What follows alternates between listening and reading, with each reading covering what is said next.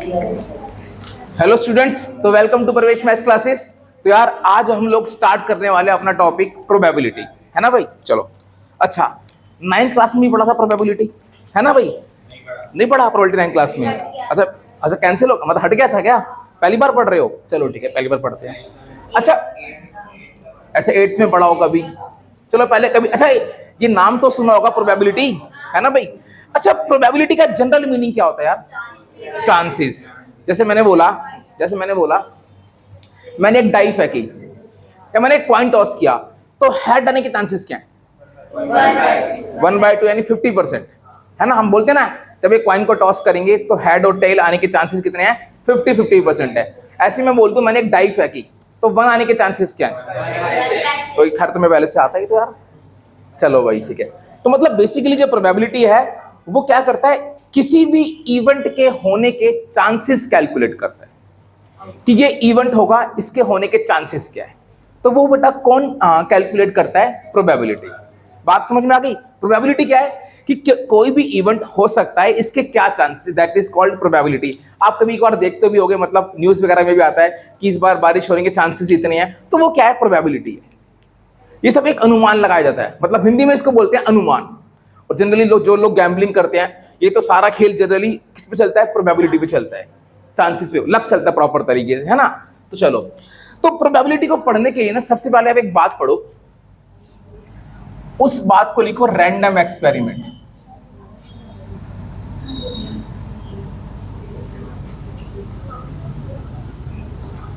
Random experiment. देखो भाई random experiment क्या होता है, आप लिख लो थोड़ा सा। An experiment, an experiment which has more than one outcome. An experiment which has more than one outcome and its outcome cannot be predicted. चलो डेफिनेशन लिख ली मैंने। क्या बोला? रैंडम एक्सपेरिमेंट क्या है? एक ऐसा एक्सपेरिमेंट जिसके एक से ज्यादा आउटकम होते हैं, ठीक है भाई, और जिसके आउटकम को हम प्रेडिक्ट भी नहीं कर सकते, ऐसे एक्सपेरिमेंट को क्या बोलते हैं यार? रैंडम एक्सपेरिमेंट बोलते हैं। क्या बोलते हैं इसको? Random experiment. जैसे मैं एग्जांपल बताता हूं, एग्जांपल लिखो। Tossing a coin. जब एक कॉइन को टॉस करूंगा तो क्या क्या हो सकता है? या तो हेड हो सकता है या तो टेल। क्या आप बता सकते हो कि हेड श्योरली की हेड ही आएगा? आप इसके आउटकम को प्रेडिक्ट नहीं कर सकते। तो क्या ये एक रैंडम एक्सपेरिमेंट है? अच्छा नेक्स्ट, अगला, थ्रोइंग अ डाई। क्या ये भी एक रैंडम एक्सपेरिमेंट है? हाँ, ये भी क्या है? एक रैंडम एक्सपेरिमेंट है। जब हम एक डाई को थ्रो करते हैं तो कितने आउटकम हो सकते हैं? या तो 1 आ सकता है, या 2 आ सकता है, या 3 आ सकता है, या 4 आ सकता है, या 5 आ सकता है, या 6। एक से ज्यादा आउटकम है, लेकिन मैं ये नहीं बता सकता कि आएगा क्या। क्या मैं बता सकता हूं? तो ये भी क्या है? एक रैंडम एक्सपेरिमेंट है। अच्छा अगला, एक minute. Choosing a number, a natural number from first 10 natural numbers. अच्छा, पहले 10 नेचुरल नंबर में से एक नंबर को चूज करना, क्या ये रैंडम एक्सपेरिमेंट है? ये भी क्या है? रैंडम एक्सपेरिमेंट है भाई। 10 नंबर है, मुझे कोई एक चूज करना है तो मैं कुछ भी चूज कर सकता हूं। एक से ज्यादा आउटकम है और मुझे नहीं पता मैं क्या चूज करूंगा। बात समझ में आ गई? तो रैंडम एक्सपेरिमेंट समझ में आ गया? पक्का आ गया? तो ये जो रैंडम एक्सपेरिमेंट है इसके कुछ आउटकम होते हैं। इसके क्या होते हैं, कुछ आउटकम होते हैं। तो अब हम कुछ स्पेशल रैंडम एक्सपेरिमेंट है जो बहुत यूज होते हैं, उसके आउटकम्स की बात करते हैं। ठीक है भाई, तो मैं कुछ रैंडम एक्सपेरिमेंट बोलूंगा और आपने मुझे उसके आउटकम लिख के दिखाने हैं। ठीक है भाई, जैसे ये सबने नोट कर लिया? चलो तो भाई लिखो, राइट, क्वेश्चन लिखो, right all the possible outcomes, write all the possible outcomes when a coin is tossed। जब एक कॉइन को टॉस करेंगे तो टोटल पॉसिबल आउटकम्स क्या क्या हो सकते हैं, बताओ क्या होगा? या तो एक हेड आएगा या टेल आएगा, बात खत्म। जब एक कॉइन को टॉस करूंगा तो आउटकम क्या हो सकता है? या तो हेड आएगा या टेल आएगा। समझ गए? आउटकम को जनरली हम ऐसे ब्रैकेट में लिखते हैं। ठीक है भाई, और एक काम करते हैं, हाँ, इन्हें बोला जाता है टोटल पॉसिबल आउटकम। और ये इस चीज को पता है हम लोग क्या बोलते हैं? सैंपल स्पेस बोलते हैं। इसे हम क्या बोलते हैं? Sample space. आप यूं समझ लो, टोटल नंबर ऑफ आउटकम्स को जिससे डिनोट किया जाता है वो क्या होता है? Sample space. ये क्या है? Sample space of a coin when it is tossed. ठीक है, ऐसे ब्रैकेट में बनाते हैं। अब बस ये वर्ड याद कर लो। सैंपल स्पेस क्या करता है? It contains all the possible outcomes of a random experiment. बात समझ में आ गई? चलो, इसे बोलते हैं सैंपल स्पेस। जनरली इसको एस से डिनोट किया जाता है। अच्छा, एक और दे रहा हूं, when a die is thrown, तो बताओ क्या क्या पॉसिबल आउटकम हो सकते हैं? जब एक डाई को थ्रो किया जाएगा तो बताओ क्या क्या पॉसिबल आउटकम हो सकते हैं? जब एक डाई को टॉस करेंगे तो 1 आ सकता है, 2 आ सकता है, 3 आ सकता है, 4 आ सकता है, 5 आ सकता है और 6 आ सकता है। क्या इसके अलावा कुछ आ सकता है? नहीं। बात समझ में आ गई? नेक्स्ट, अगला लिखो, when 2 coins are tossed, तो बताओ उस टाइम टोटल पॉसिबल आउटकम्स क्या क्या हो सकते हैं? एक बार सारे लिख लो, अपने अपने। चलो भाई, जब मैं 2 कॉइन को टॉस करूंगा, अच्छा एक बात सुन लो भाई, 2 coins are tossed या a coin is tossed twice, दोनों के आउटकम सेम बनेंगे। समझ गए? 2 coins are tossed या a coin is tossed twice, दोनों की मतलब सेम है। अब सुनो, जब भी कभी 2 कॉइन को टॉस करेंगे तो हो सकता है पहले वाले पे हेड आ जाए और दूसरे वाले पे हेड।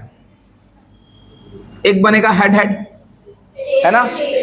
और बन सकता है पहले वाले पे हेड और दूसरे वाले पे टेल, और हो सकता है पहले वाले पे टेल दूसरे वाले पे हेड। क्या तुम सभी का ये बना है? क्या सभी का ये बना है? चलो अगला बनाओ, when 3 coins are tossed, when 3 coins are tossed, जरा बनाना इसके क्या बनेंगे पॉसिबल आउटकम्स। चलो भाई, जब एक कॉइन को 3 बार टॉस किया है तो पता है, एक बनाने का आसान तरीका बता रहा हूं, प्लीज ध्यान से देख लो। जब एक कॉइन को 3 बार टॉस करेंगे, ये थे ना, एक बार इन चारों के आगे एच लगा दो।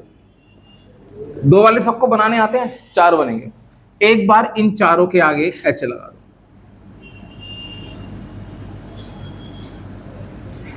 और एक बार इन चारों के आगे टेल लगा दो। टोटल कितने बनेंगे? 8। अब ना ये क्वेश्चन बच्चों कभी कभार ना एक नंबर में आ जाता है। सिंपल पूछे एमसीक्यू में, when a coin is toss, अपने मैच कर लो, यही बने, यही बने, सभी का ये बने। आसान तरीका है। एक आसान तरीका और देख लो, जब भी कभी अगर ये भी याद ना रहे तो 8 बार एच टी लिख लो, H T H T H T H T, उसके बाद 2 बार एच 2 बार टी, 2 बार एच 2 बार टी, और उसके बाद 4 बार एच और 4 बार टी। हो गए? ये भी आसान तरीका है, जैसे मर्जी बना लो। सही है भाई। अगर मान लो 4 बार उछाला होता तो 16 बार लिखता है HT HT HT, फिर 2 बार H 2 बार T 2 बार H 2 बार T 16 बार, मतलब वही 8 बार, फिर 4 बार H 4 बार T 4 बार H 4 बार T, और उसके बाद 8 बार H और 8 बार T। समझ गए? बनाने आ गए? चलो अब सुनो। अच्छा, कभी कभार एग्जाम में एक नंबर का क्वेश्चन आएगा, how many possible outcomes are there when a coin is tossed 2 times, तो आंसर होगा 4। जब एक कॉइन को 2 बार टॉस करते हैं तो टोटल पॉसिबल आउटकम कितने होते हैं? 4। बट कभी ये बोल देगा how many outcomes are there when a coin is tossed 5 times, तो शायद आपको सोचना पड़ जाए, तो वो हो जाएगा 2 की पावर 5 32। तो ना ये एक फॉर्मूला लिख लो, टोटल नंबर ऑफ आउटकम्स, ये कॉइन में आता है, total number of outcomes when a coin is tossed n times. जब एक कॉइन को n बार उछालेंगे तो टोटल पॉसिबल आउटकम्स आएंगे भैया 2 की पावर n। कितने आएंगे? 2 की पावर n। समझ गए सारे? ये तुम्हारे क्या आएंगे? टोटल पॉसिबल आउटकम्स जब एक कॉइन को कितनी बार उछालेंगे? n बार। अब जैसे मैंने बोला एक कॉइन को 3 बार उछालूं, टोटल पॉसिबल आउटकम कितने आएंगे? 2 की पावर 3 8। एक कॉइन को 5 बार उछाला, टोटल पॉसिबल आउटकम कितने होंगे? 2 की पावर 5 32। ये तो याद रहेगा। चलो वापस आ जाओ। अच्छा, जब एक डाई को when a die is thrown twice, या 2 डाइस आर थ्रोन, बात सेम है, बताओ कितने बनेंगे? 2 डाइस आर थ्रोन, तो भाई ये बेटा 36 बनेंगे। ये क्या बनेंगे? 36। इसका फॉर्मूला भी याद कर लो, total number of outcomes when a die is thrown n times, तो ये होता है when a die is thrown n times, ये होता है 6 की पावर n। जैसे पूछ लिया एक डाई को 2 बार उछाला है तो कितने आउटकम बनेंगे? 6 की पावर 2 यानी 36। एक डाई को 3 बार उछाला है तो कितने आउटकम बनेंगे? 6 की पावर 3 यानी 216। समझ गए ना? चलो आ जाओ, ये मैं बना रहा हूं। जब एक डाई को 2 बार उछालेंगे ना तो पता टोटल कितने बनेंगे? 36। ये मैं इसलिए बना रहा हूं कि आपसे अब इसके बाद जब भी कभी ये वाला इवेंट आएगा, ये वाला एक्सपेरिमेंट आएगा, तो आपने भी हमेशा ऐसे ही बनाने जैसे मैं बना रहा हूं। ठीक है भाई? देखो भाई कैसे, सबसे पहला यहां पर आएगा ओ 1 और 1, ऐसे लिखना है भाई। 2 डाई है, हो सकता है पहली पे 1 आ जाए और दूसरी पे 1, हो सकता है पहली पे 1 और दूसरी पे 2, हो सकता है पहली पे 1 दूसरी पे 3, हो सकता है पहली पे 1 दूसरी पे 4, हो सकता है पहली पे 1 दूसरी पे 5, हो सकता है पहली पे 1 दूसरी पे 6। अब उसके बाद हो सकता है पहली पे 2 दूसरी पे 1, पहली पे 2 दूसरी पे 2, पहली पे 2 दूसरी पे 3, पहली पे 2 दूसरी पे 4, पहली पे 2 दूसरी पे 6। अगला पहली पे 3 दूसरी पे 1,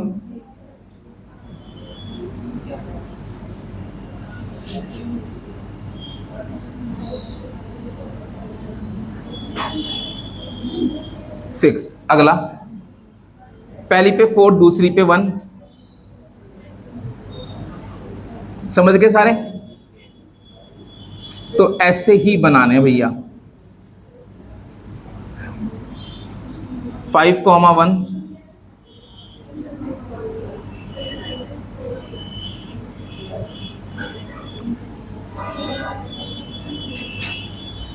अगला 6,1, 6,3, 6,4, 6,5, 6,6। समझ गए? तो जब भी कभी 2 डाइस थ्रो किए जाएंगे तो ऐसे आउटकम बनाएंगे। समझ गए? ये बात याद रखोगे पक्का? चलो अच्छा, अब मैं आपको एक बात और बता रहा हूं भाई। ये जो टोटल पॉसिबल आउटकम्स होते हैं, ये जो टोटल पॉसिबल आउटकम्स होते हैं, इनके अंदर जो ये है, इसे पता क्या बोलते हैं? इन्हें बोलते हैं एलिमेंट्री इवेंट्स। क्या बोलते हैं इनको? यानी इवेंट्स बोलते हैं। क्या बोलते हैं? ये एलिमेंट्री इवेंट्स है when a coin is tossed.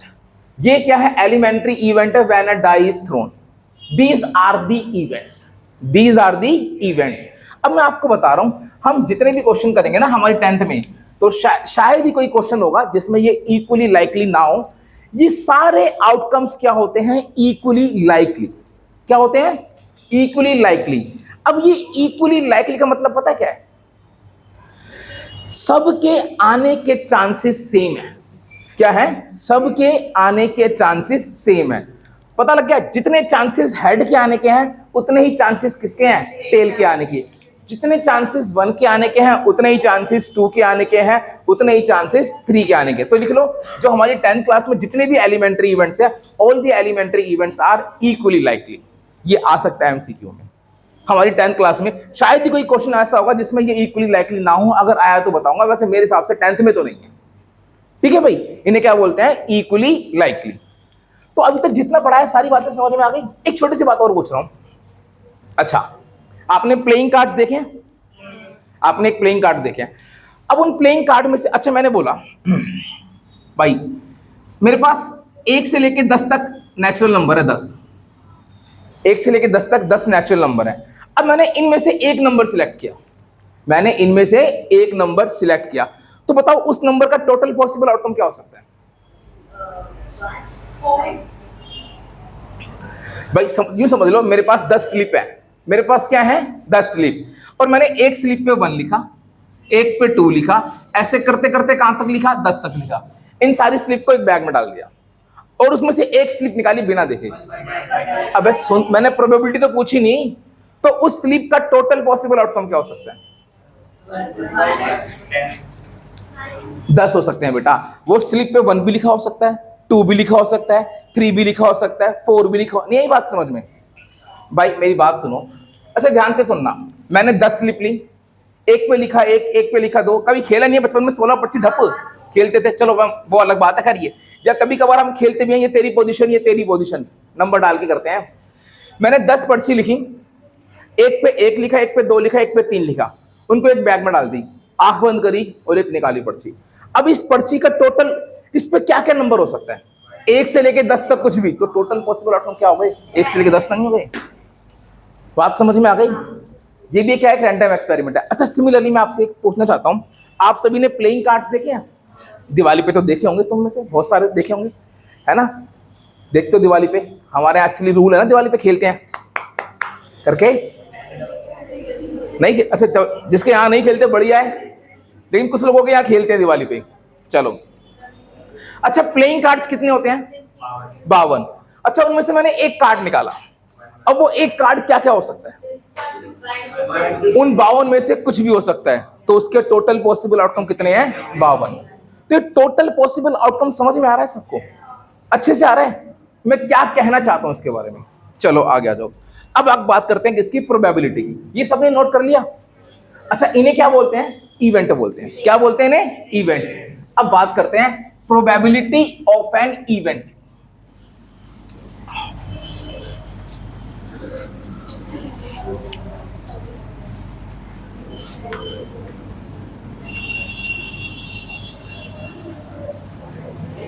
देखो कितना बेसिक फॉर्मूला है, 1 मिनट में समझ में आ जाएगा यार। क्या है? प्रोबेबिलिटी ऑफ एन इवेंट ई। कोई इवेंट है ई, अभी पता लग जाएगा क्या है। Probability of an event E is equal to होता है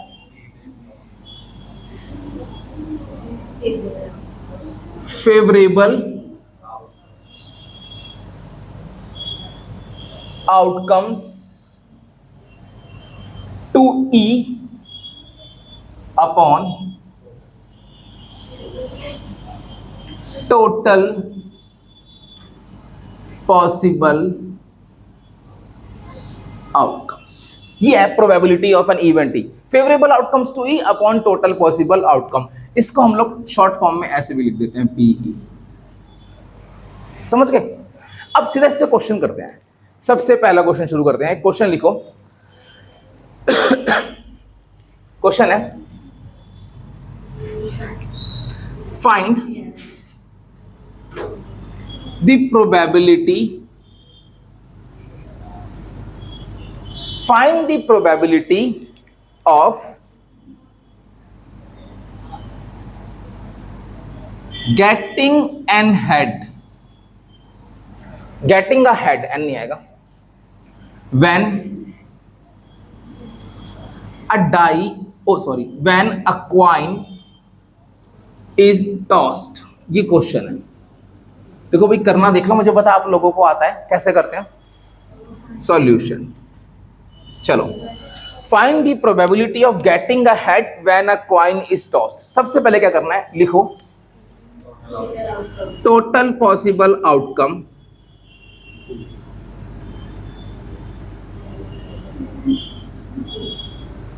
when a coin is tossed। जब एक क्वाइन को टॉस किया जाएगा तो टोटल पॉसिबल आउटकम क्या आएंगे, या तो हेड आ सकता है या टेल। क्या इसके अलावा कुछ आ सकता है? नहीं। समझ गए सारे? अब मुझे क्या चाहिए, मुझे निकालना है प्रोबेबिलिटी ऑफ गेटिंग हेड। मुझे यही तो निकालना है, प्रोबेबिलिटी ऑफ गेटिंग हेड। तो मेरा इवेंट क्या है, हेड आना। मेरा इवेंट क्या है, हेड आना। अब यहां पे टोटल इवेंट कितने हैं, दो, एक तो हेड और एक टेल। तो मुझे किसकी प्रोबेबिलिटी निकालनी है, हेड आने की। तो हेड आने वाले, हेड ऐसे कितने इवेंट है जिसमें हेड आ रहा है, एक। टोटल कितने हैं, आंसर आ गया 1/2। समझ गए? सबको समझ में आया बच्चे? अच्छे से आया? अब थोड़ा सा आगे चलते हैं, एक क्वेश्चन और लिखो। फाइंड, बोलो question, find the probability of following events, find the probability of following events when a die is thrown। Find the probability of following events when a die is thrown। और events लिखो, एक minute रुक जाओ, events लिखो। सबसे पहला लिखो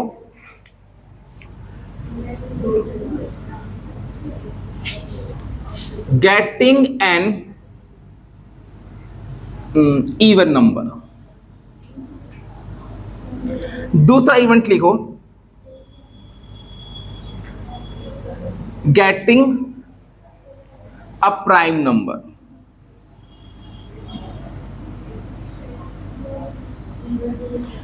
तीसरा लिखो getting a number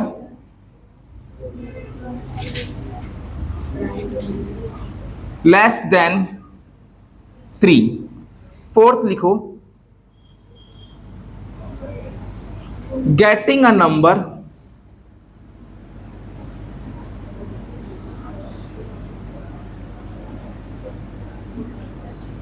greater than or equal to 3। Fifth लिखो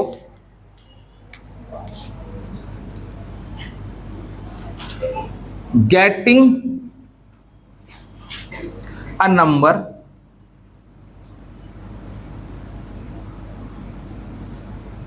less than 6। सिक्स्थ लिखो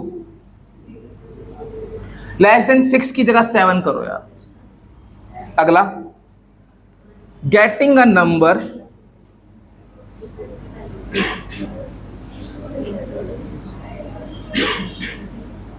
ग्रेटर देन 7। पहले सारे अपना आंसर लिख लो, फिर मैं लिखूंगा।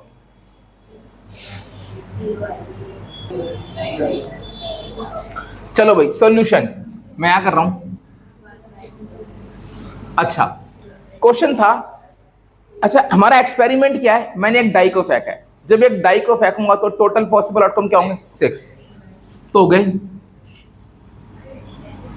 Total possible outcomes. ये कितने आ गए, 1 2 3 4 5 6, ये आ गया बच्चों, आ गया। अब जरा सुनना, पहला पहला मुझे प्रोबेबिलिटी निकालनी है गेटिंग एन इवन नंबर। ऐसे लिखो, probability getting an even number. अच्छा, ये जो मेरे टोटल पॉसिबल आउटकम है, इसमें कितने इवन नंबर हैं? 3। कौन कौन से?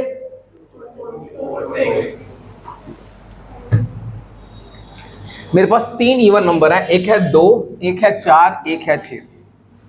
तो फेवरेबल हो गए 3। टोटल कितने हो गए? 1 2 3 4 5 6 6। आंसर आया 1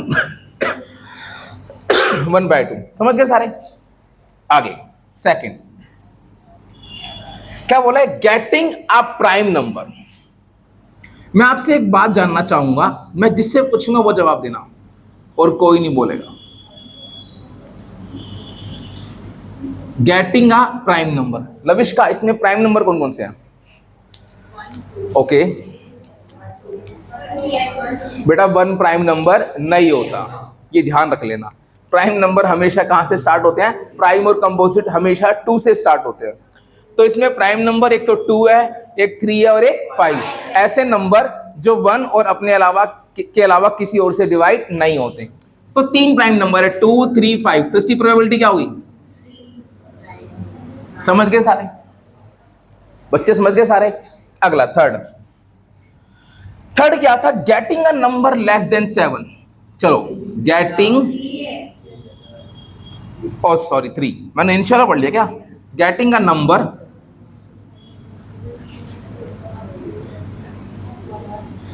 लेस देन 3। नंबर क्या होना चाहिए? 3 से छोटा। अच्छा, 3 से छोटे कितने नंबर हैं? एक तो 1, एक तो 2, तो क्या हो जाएगा? 2/6, यानी कितना? 1/3। अगला फोर्थ क्या था? Getting a number greater than और इक्वल टू 3।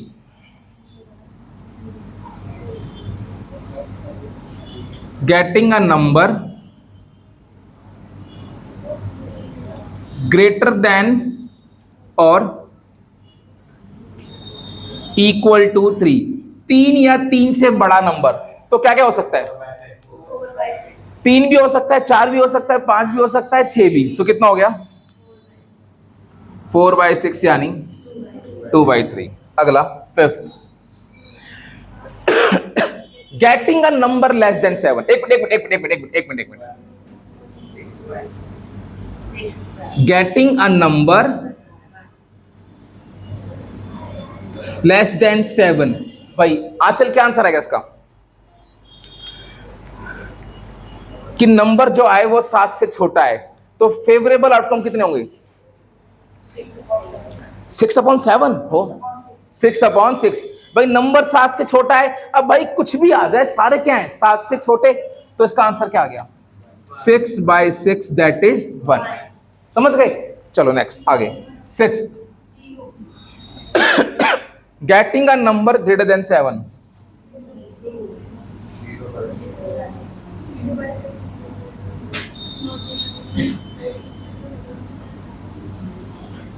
अब एक बात का जवाब दो, जब एक डाई को फेंकूंगा कि क्या नंबर कभी 7 से बड़ा आ सकता है? नहीं। तो आंसर क्या हो गया?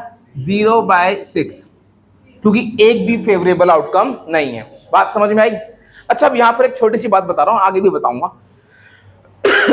ये बात लिख लो, एक ऐसा इवेंट जिसकी प्रोबेबिलिटी 1 होती है, मैं कह रहा हूं उसे बोला जाता है श्योर इवेंट। समझ गए? एक ऐसा इवेंट जिसकी प्रोबेबिलिटी क्या होती है? 1, उसे क्या बोला जाता है? श्योर। जैसे मेरी शादी होनी है, तो ये क्या है? एक श्योर इवेंट। बात समझ में आ गई? चलो नेक्स्ट, अगला। अच्छा आज से क्यों बोल रहा है भाई तू? चलो आगे नेक्स्ट। अच्छा, एक ऐसा इवेंट जिसकी प्रोबेबिलिटी 0, उसे क्या बोलते हैं? Impossible event.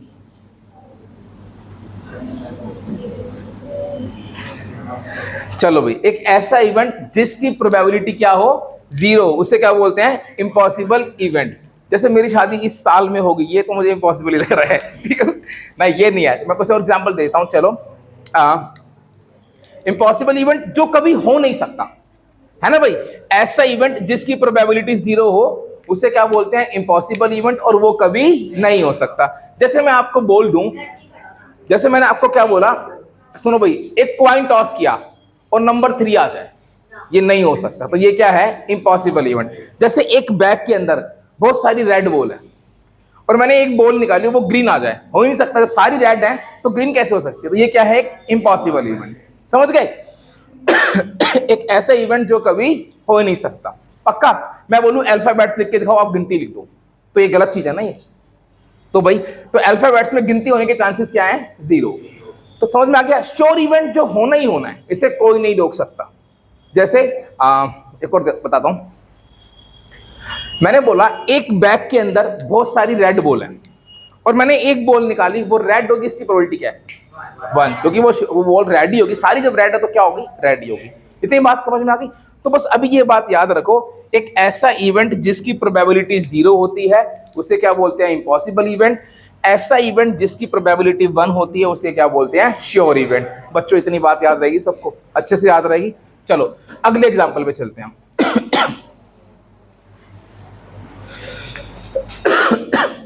नेक्स्ट एग्जाम्पल लिखो, अ क्वाइन। अब क्वेश्चन लिख लो सारे फटाफट से। A coin is tossed, a coin is tossed twice, a coin is tossed twice, then find the probability of following event. पहला है गेटिंग 2 heads, दूसरा है गेटिंग एग्जैक्टली 1 head, तीसरा है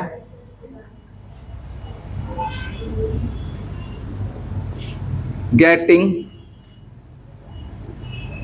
एट लीस्ट 1 head, अगला है फोर्थ गेटिंग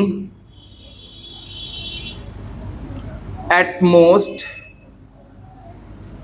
1 head, और fifth getting no head. करो सारे। चलो भाई, सॉल्यूशन। सबसे पहले हो क्या रहा है? एक क्वाइन को 2 बार टॉस कर रहे हैं, तो मुझे बताओ टोटल पॉसिबल आउटकम्स क्या होंगे?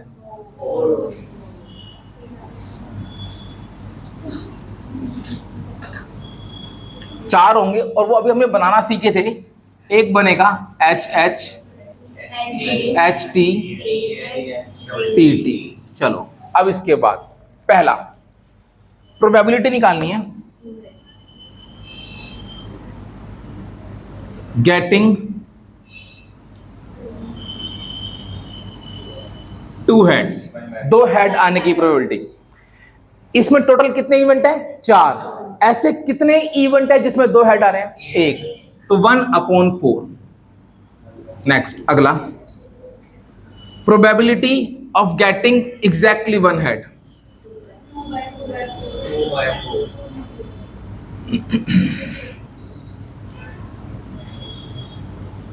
एग्जैक्टली 1 head आए। अब ऐसे कितने इवेंट है जिसमें सिर्फ 1 head आ रहा है? एक तो ये वाला और एक ये वाला। ये वाला मत लेना, इसमें 2 head है। उसने बोला एग्जैक्टली 1 head। एग्जैक्टली 1 head बोले या 1 head बोले, बात सेम है। तो क्या होगा? 2/4 यानी 1/2। अगला third, probability of getting at least 1 head। अच्छा एक मिनट बच्चों, एक मिनट यार, एटलीस्ट 1 head, इसका मतलब बताना क्या होगा? कम से कम 1 head, मतलब या तो 1 हो या 1 से ज्यादा। समझ गए? या तो 1 head हो या 1 से ज्यादा। तो इसके अंदर वो वाले इवेंट्स भी काउंट होंगे जिसमें 1 head है, और वो वाले इवेंट भी काउंट होंगे जिसमें 2 head। तो भैया ये वाला भी काउंट होगा, ये वाला भी काउंट होगा, और ये वाला भी। तो 3/4। आगे फोर्थ क्या था? At most one head. अब एक मिनट, एटमोस्ट वन हेड का मतलब क्या होता है? ज्यादा से ज्यादा एक, एक से ज्यादा नहीं होना चाहिए। तो एटमोस्ट वन में कौन से वाले इवेंट काउंट होंगे? जिसमें एक हेड है या एक से कम। अब एक छोटी सी बात बता रहा हूं बच्चों, एटमोस्ट वन में जीरो वाला इवेंट भी काउंट होगा, या ज्यादा से ज्यादा एक या एक भी ना हो। एटमोस्ट में जैसे मैं बोलता है एटमोस्ट टू हेड, तो वो वाले इवेंट भी आते हैं जिसमें दो हेड है, वो वाले भी आते हैं जिसमें एक हेड है, और वो वाले भी आते हैं जिसमें जीरो हेड है। तो एटमोस्ट में नहीं वाला केस भी आता है। तो इसमें बोला एटमोस्ट वन हेड, तो वो वाले इवेंट भी आएंगे जिसमें एक हेड है, और वो वाले भी आएंगे जिसमें एक भी हेड नहीं है। तो कौन कौन से आ गए? एक, दो और तीन। समझ गए? बात समझ में आ गई? पक्का आ गई? नेक्स्ट अगला फिफ्थ क्या बोला? Getting no head.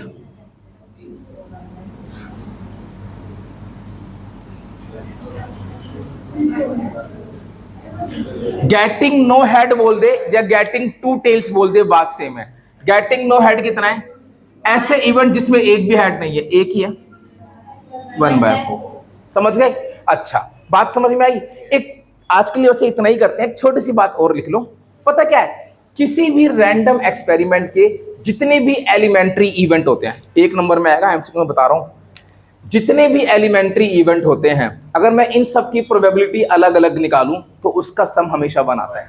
देखो 1/4 1/4 1/4 1/4। समझ गए? तो लिखो सम ऑफ, लिखो भाई sum of the probabilities of all elementary events of a random experiment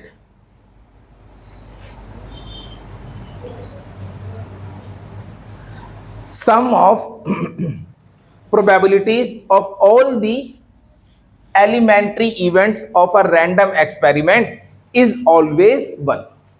वो हमेशा क्या होती है? 1। ये बातें याद रखोगे सारे? पक्का? चलो हमने क्या पढ़ा आज? प्रोबेबिलिटी के बारे में पढ़ा। प्रोबेबिलिटी क्या होती है? चांसेस को कैलकुलेट करने के लिए, है ना, हम क्या यूज करते हैं? प्रोबेबिलिटी। ज्यादातर गैम्बलिंग वगैरह में भी यूज होती है। अच्छा, रैंडम एक्सपेरिमेंट क्या होता है? एक ऐसा एक्सपेरिमेंट जिसके एक से ज्यादा आउटकम हो और जिसके आउटकम को हम प्रेडिक्ट नहीं कर सकते। अच्छा, जो किसी भी रैंडम एक्सपेरिमेंट के टोटल पॉसिबल आउटकम के कलेक्शन को क्या बोला जाता है? सैंपल स्पेस बोला जाता है। समझ गए? अच्छा, और जो सैंपल स्पेस में जितने भी इवेंट्स होते हैं वो सारे कैसे होते हैं? एलिमेंट्री इवेंट उनका नाम होता है, और वो सारे इक्वली लाइकली होते हैं। क्या होते हैं वो सारे? Equally likely. जितने भी एलिमेंट्री इवेंट्स हैं उन सभी की प्रोबेबिलिटी का सम कितना होता है? 1 होता है। समझ गए? और total number of outcome when a coin is tossed n times 2 की पावर n। समझ गए? तो बस आज के लिए इतना ही करते हैं, बाकी मिलेंगे फिर नेक्स्ट क्लास में। तो आते रहिए और मैथ्स पढ़ते रहिए। बाय।